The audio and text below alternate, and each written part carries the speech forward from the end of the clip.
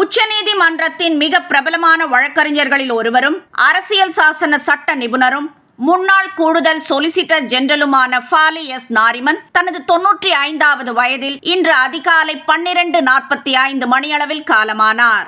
1929ஆம் ஆண்டு ஜனவரி 10ஆம் தேதி பிறந்த அவர் சட்டம் பயின்று சிறந்த வழக்கறிஞராக திகழ்ந்தார். இந்நிலையில் வயது மூப்பின் காரணமாக அவர் இன்று அதிகாலை இயற்கை எய்தினார்.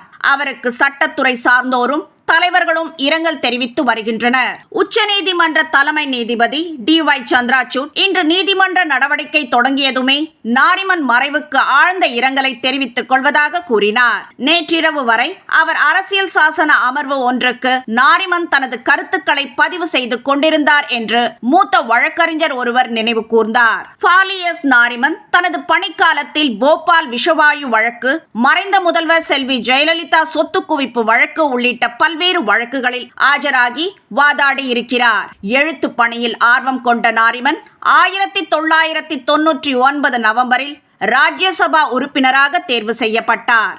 அவருக்கு பத்மபூஷன், பத்ம விபூஷன் விருதுகள் வழங்கப்பட்டிருக்கின்றன. நாரிமனின் மகன் ரோஹின்டன் உச்சநீதிமன்ற நீதிபதியாக இருந்தவர் என்பது குறிப்பிடத்தக்கது.